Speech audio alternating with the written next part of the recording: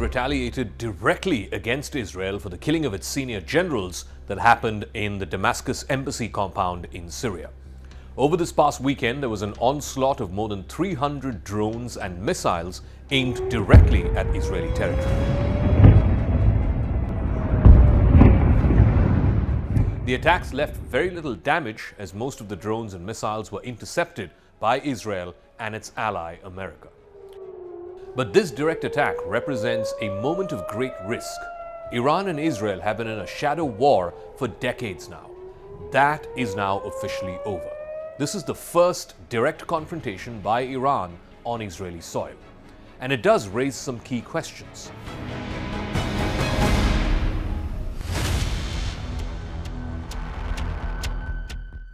Has Iran's attack been enough to satisfy its calls for revenge?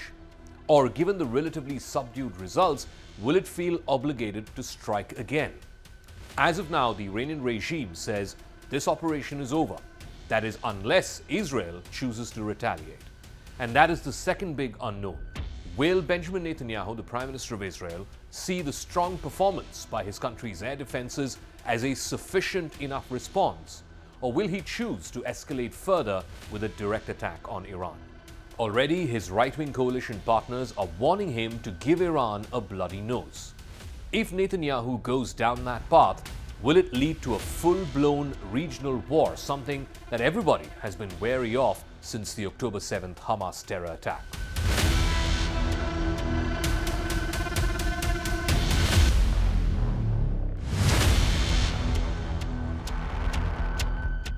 Now that Iran has attacked Israel, it will want to avoid a broader war. The Iranians targeted just the military sites in an apparent effort to avoid any civilian casualties. They had given sufficient notice of their attack well in advance so that Israel could prepare.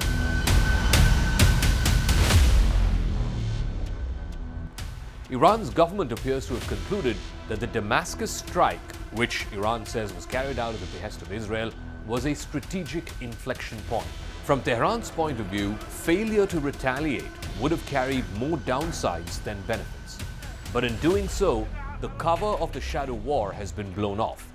This conflict is now real and direct. It's no more a proxy war. The Iranians for now have played their card. They made a choice to call out Israel's bluff. Now the question is, will the opposite apply?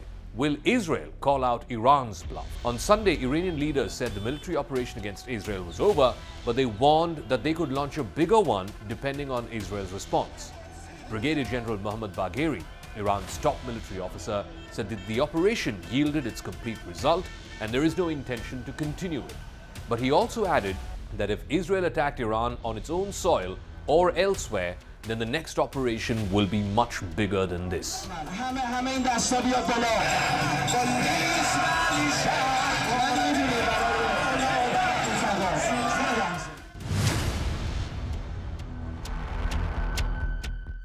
For years, Iran took blow after blow from Israel.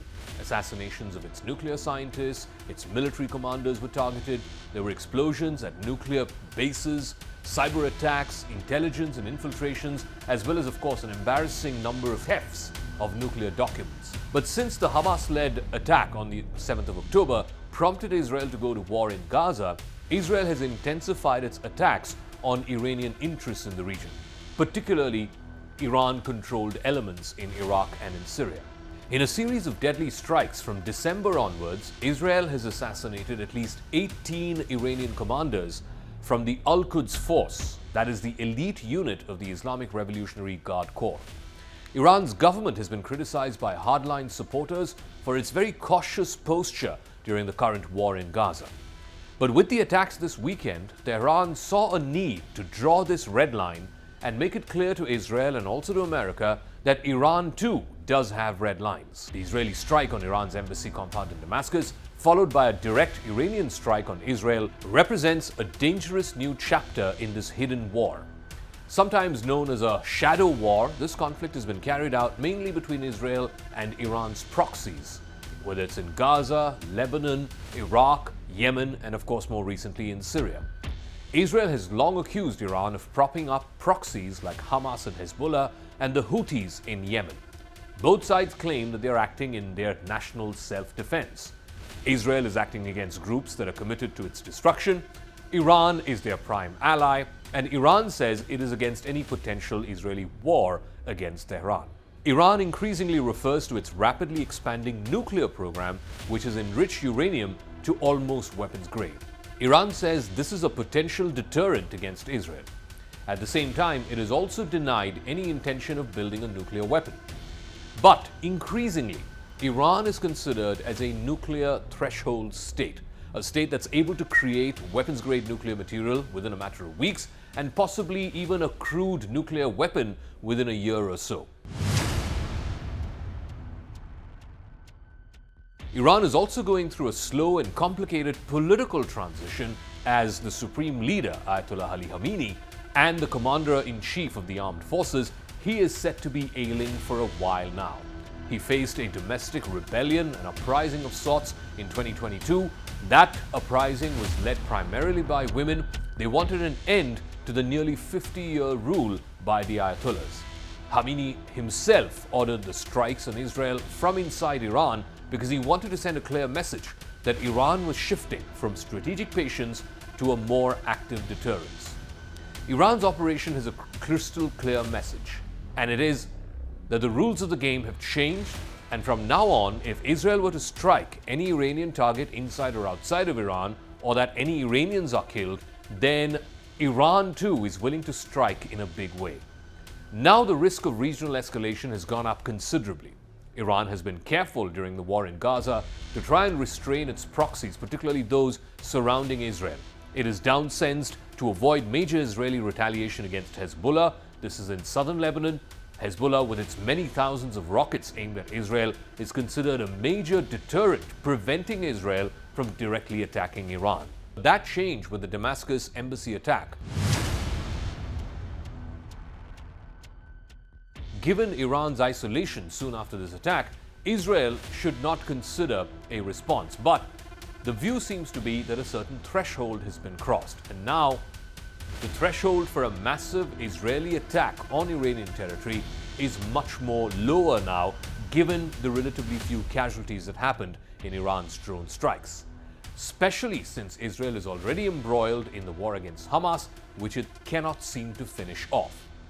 Netanyahu, who's been warning of the threat from Iran for 2 decades now, also faces severe pressure to respond from within his shaky far-right coalition. He may choose to respond with more force, either at Iran directly or at its proxies, Hezbollah and Hamas. But American President Joe Biden has clearly told Netanyahu that America will neither endorse nor participate any direct Israeli retaliation against Iran. But the modest outcome of the Iranian attacks may also strengthen the view that Tehran is on the back foot. The calculation may be that Tehran right now lacks the willpower or the capability for any kind of escalated regional conflict, and therefore to try and A, extricate itself from the already running war in Gaza, and B, not to embroil the wider region into a much more broader conflict which no one can quite predict which way it's going to end. For these 2 reasons, Israel, for the moment, may choose to stand down.